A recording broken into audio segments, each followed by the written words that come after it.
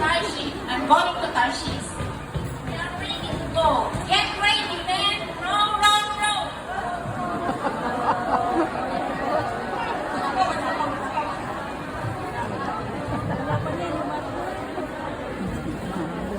Mahalo ng gusto.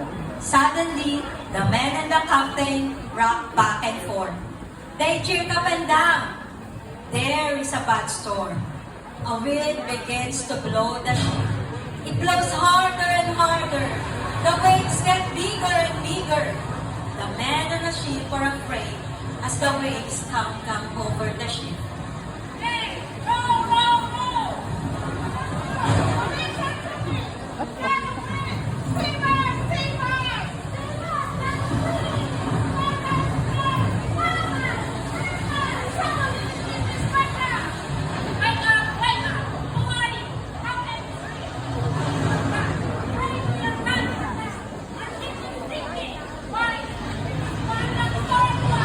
I am Jonah.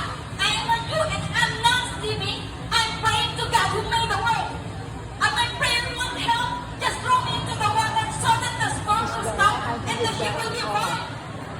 As a result, the storm comes and the sailors then offer sacrifices to God. Jonah is miraculously saved by being swallowed by a big fish in whose belly he spends 3 days and 3 nights. Where I am? Oh my, it's thick and slippery. Am I inside a big fish? From the sea and up to this belly? Oh God, I call you. I praise you. I was going to die. Please help me to save my life in this fish. God once again commands Jonah to travel to Nineveh and to prophesy to its inhabitants. This time, he obeys God's command and goes into the city. Go to Nineveh, Niluhaan Jonah. siya ni June. Tell the people I will destroy the Nineveh in 40 days. This time, Jonah goes to Nineveh. He walks in Nineveh for 3 days. Upon reaching Nineveh, he walks and calls to the people. People of Nineveh! People of Nineveh! The God who made the world sends me! He will destroy the city in 40 days! Get ready! People of Nineveh! Get ready!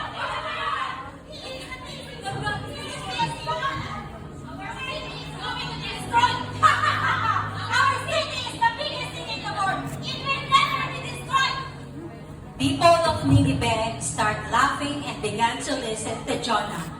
The king heard the commotion and came out to listen. What is this commotion all about? The God's wanting your people to change. He wants you to feel sorry for what you do. Your God is right. But things happen here in Nineveh. We need to change. The king of Nineveh then puts on sackcloth and sits in ashes, making a proclamation which decrees fasting, the wearing of sackcloth, prayer, and repentance. We will show Jonah's God that we are sorry. We will put on the sackcloth, sit in the dust and ashes to say that we are sorry. We will stop hurting, robbing and killing. We will take good care of our children, elderly and sick people. Then maybe Jonah's God will not destroy us.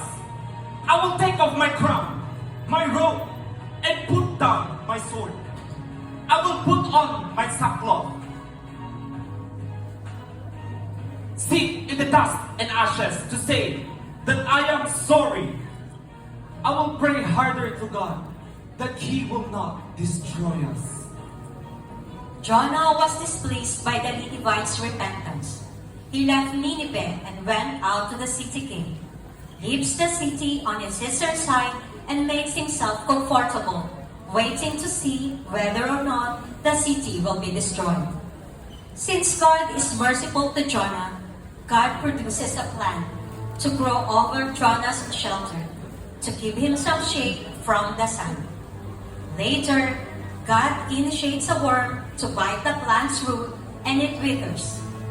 Jonah, now being exposed to the full force of the sun, becomes weak and pleads for God to kill him.